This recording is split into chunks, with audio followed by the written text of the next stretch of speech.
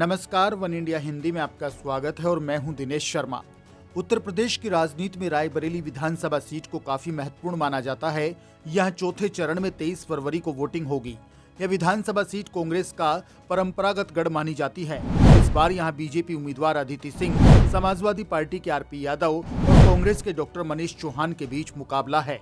कांग्रेस से बीजेपी में आई अदिति सिंह ने साल 2017 का विधानसभा चुनाव रायबरेली सदर सीट से कांग्रेस के टिकट पर लड़ा था। इस चुनाव में अदिति सिंह ने बीएसपी के शाहबाज खान को 89,000 से ज्यादा मतों के अंतर से हराया था। अदिति को 1,28,000 वोट मिले थे। साल 1989 से अदिति सिंह के परिवार का यहां की सियासत में दबदबा रहा है। अदिति सिंह के ताऊ अशोक कुमार सिंह 1989 और 1991 में जनता दल से विधायक चुने गए थे। इसके बाद अदिति सिंह के पिता अखिलेश कुमार सिंह 1993 के चुनाव से लेकर साल 2012 तक लगातार जीत का परचम लहराते हुए विधायक चुने गए थे। अखिलेश कुमार सिंह साल 1993 से लेकर 2002 तक कांग्रेस के टिकट पर जीते। इसके बाद साल 2007 के विधानसभा चुनाव में निर्दलीय और साल 2012 में पीस पार्टी से चुनाव जीते। अदिति सिंह के सामने समाजवादी पार्टी से उनके करीबी रहे आरपी यादव मैदान में हैं। पिछली बार के चुनाव में आरपी यादव ने अदिति सिंह को जिताने में महत्वपूर्ण भूमिका निभाई थी, लेकिन इस बार के सियासी रण में दोनों एक दूसरे के खिलाफ हैं। दरअसल साल 2017 के विधानसभा चुनाव में कांग्रेस और सपा के बीच गठबंधन हुआ था। उसके तहत ये सीट कांग्रेस के खाते में गई थी। कांग्रेस के टिकट पर अखिलेश सिंह की बेटी अदिति चुनाव लड़ी थी और अखिलेश यादव ने आरपी यादव को अदिति सिंह को जिताने की जिम्मेदारी दी थी।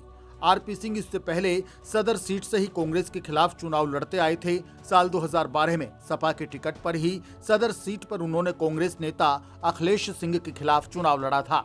साल 2012 में सपा के टिकट पर ही सदर सीट पर उन्होंने कांग्रेस नेता अखिलेश सिंह के खिलाफ चुनाव लड़ा था, लेकिन उनको हार का मुंह देखना पड़ा। पिछले विधानसभा चुनाव में अदिति सिंह की मदद करने वाले आरपी यादव अब उनके सामने एक बड़ी चुनौती हैं। वहीं कांग्रेस उम्मीदवार डॉक्टर मनीष चौहान की बात करें तो वे खानदानी कांग्रेसी हैं। पेशे से डॉक्टर होने के कारण वो अपना खुद का अस्पताल चलाते हैं।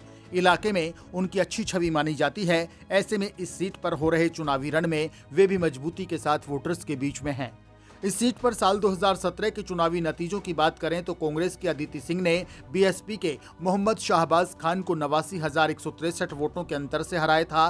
कांग्रेस की अदिति सिंह को 1,28,319 वोट मिले, जबकि बीएसपी के मोहम्मद शाहबाज खान को 39,156।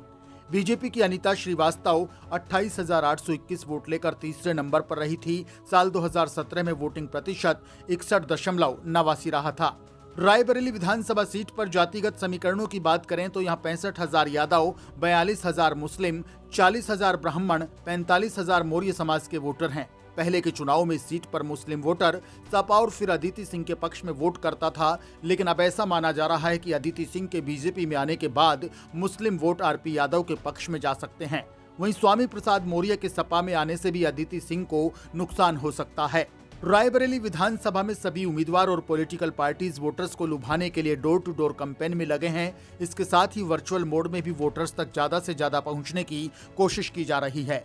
सभी उम्मीदवार और पॉलिटिकल पार्टी सियासी समर में वोटर्स से विकास को लेकर बड़े बड़े दावे और वादे कर रहे हैं।